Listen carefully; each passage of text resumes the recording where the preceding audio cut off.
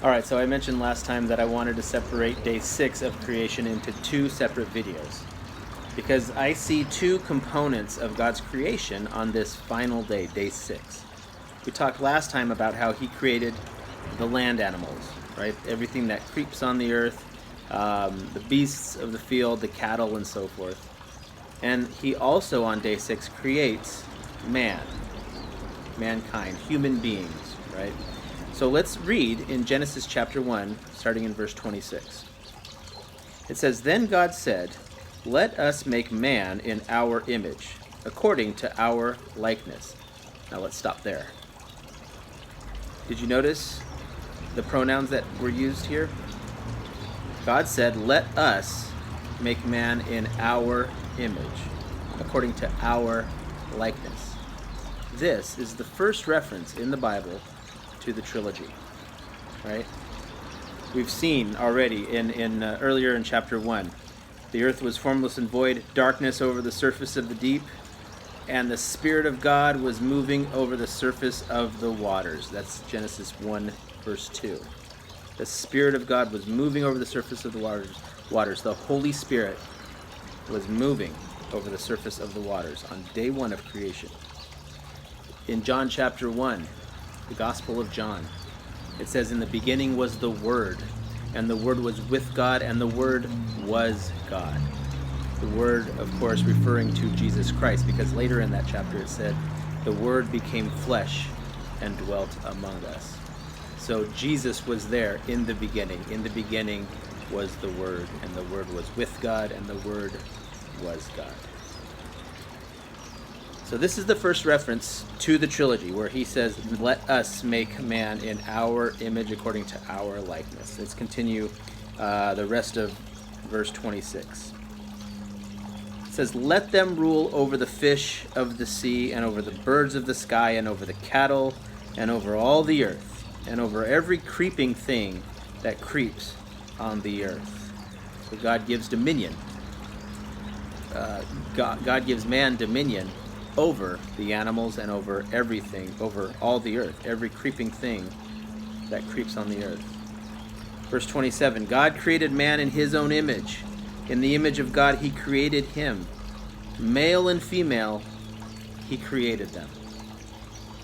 Again, last time we talked about how man was made in God's image as opposed to the animals, which were not made in God's image. But then he says male and female he created them. He created two genders, male, female. And this diversity in the creation allowed for reproduction so that one gender could not reproduce without the other.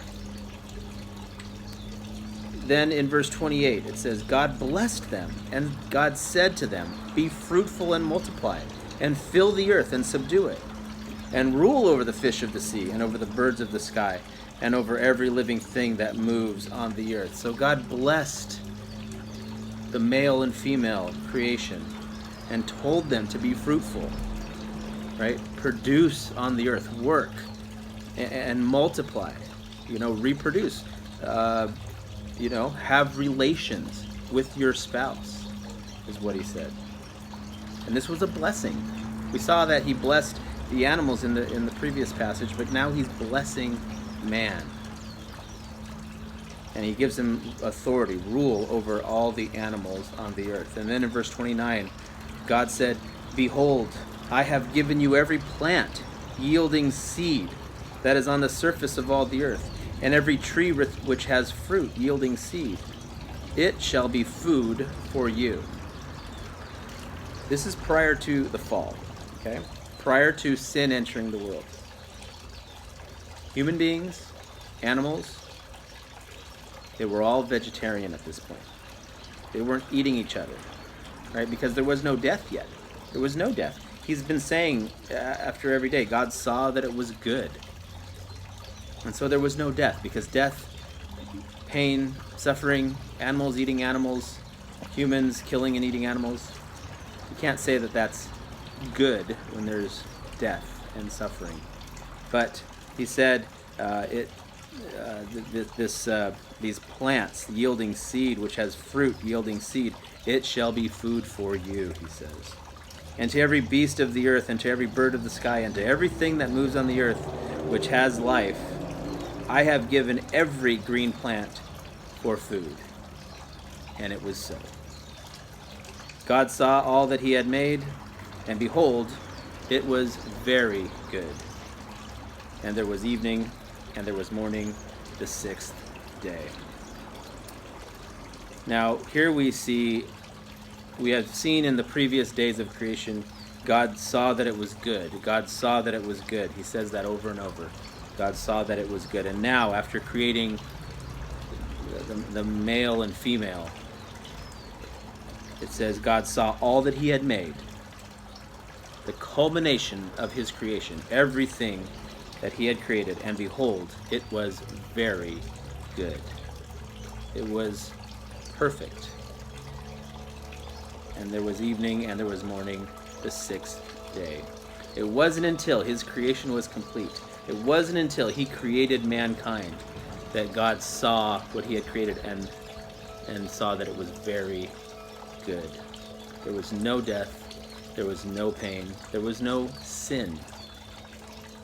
Unfortunately, in the very next chapter, we see, in chapter 3, we see sin enter the world. And everything changed. There's death, there is sickness, there are thorns and thistles, there's animals eating animals, there's a covering for the nakedness of Adam and Eve when God gave them animal skins, right? The first animal sacrifice, he gave them animal skins to hide their nakedness, cover their nakedness. But before the fall, it was very good. All right, that's day 6. We got one more devotion on creation where we're going to wrap it all up. And I'll see you next time.